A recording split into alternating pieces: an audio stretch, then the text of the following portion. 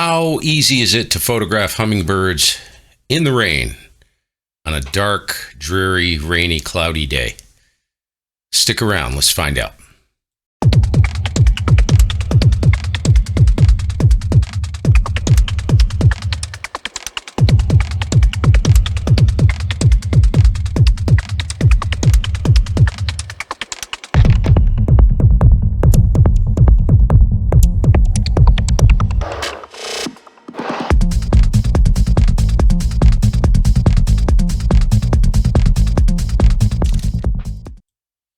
Hey folks, thanks for stopping by the channel.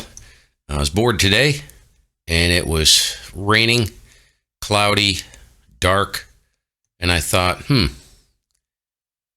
wonder if I could photograph some of the hummingbirds around here on this type of a day, which most people wouldn't consider photographing hummingbirds on a day like this, but I like a challenge, and I got some cool stuff. So I'll go over the equipment I use quickly. I use the OM1 MKII and a 150-600 on a gimbal in the blind. Shutter speeds were approximately 320th of a second to about 800th of a second. ISO ranging from 1600 to about ISO 6400. I tried to shoot as slow a shutter speed as possible. No, I wasn't going to get any hummingbirds in flight. Way too dark for that. For any lens, no matter how fast it is, unless you want to shoot at 100+ thousand ISO, which I did not want to do. So I decided, let's see if we can do some portrait stuff with hummingbirds. And, see if I could exploit the character of the hummingbirds a little bit. And boy, I got a lot of really fun captures today. So the biggest thing I wanted to go over is, how do you do this in horrible light? Well, obviously, you want to get as close to them as possible. So I was approximately 15 feet away. And believe it or not, that lens, and I was shooting at 600mm, which is 1200mm effective focal length on the OM1 MKII, because it's a 2x crop. And that still wasn't enough. So these images have quite a bit of crop on them. These birds are tiny. And a couple things I wanted to touch on. First is the camera settings. You can easily shoot these birds if they're on a perch, easily down. I think some of the shots were down to 200th of a second. Now, they do move their heads very quickly.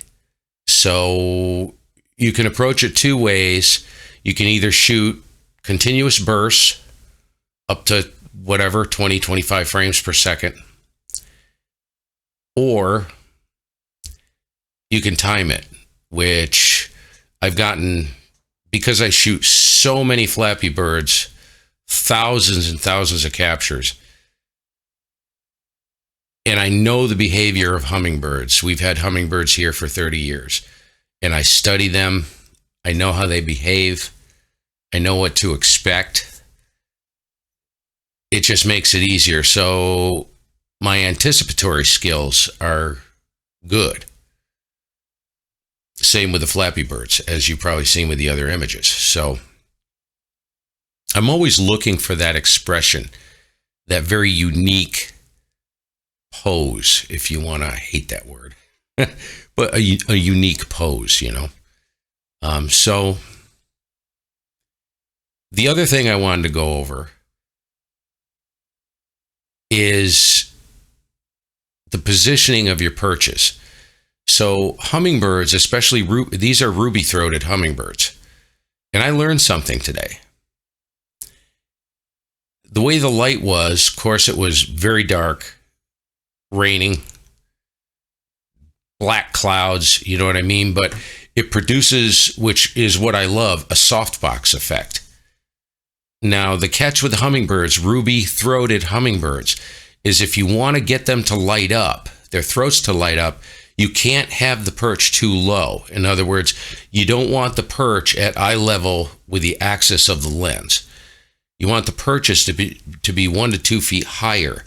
That way you're shooting up a little bit at the bird, and it's all about how the light is reflecting off the iridescent feathers and coming back into the lens. So if the bird is too low, more often than not, you're not going to get the throat lit up as much in this kind of light. So if you can get your perches like 1 to 2 feet higher, see if you can get within like 10 to 12 feet, and that will really help. I was too lazy to move the blind. I could have moved the blind up maybe 3 or 4 feet. Whatever. So those two things, you do not need a hyper-fast shutter speed, but I did find that 250th of a second was a little rugged. I had a few misses.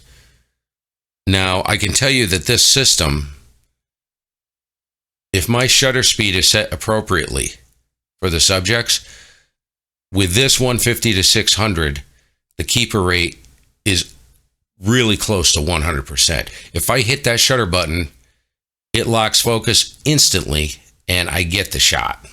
So I am so impressed with this camera system.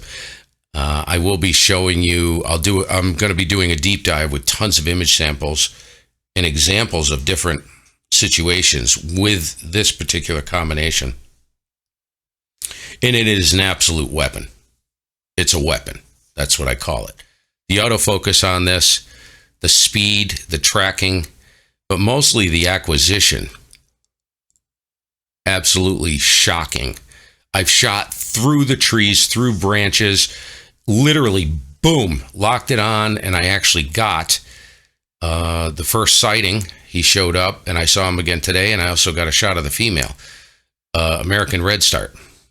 And he was about 50 to 60 feet away in the trees. And I shot through. When you see the image, you won't believe that it grabbed it. It grabbed the eye instantly. Like literally hit the button and went, whoop, just like that, right through the cluster. And it was like shooting through a little tube of chaos. So anyways, of course, these hummingbird shots were in the clear. So we're going to get on to, I think that's pretty much it. I'm going to get on to I put together a little slideshow, and then we'll wrap it up. And I'm not going to be back. I'm just going to let the slideshow end, and we'll close it down. So thanks for watching, everybody. You guys have some fun. Get out there, even if it's raining.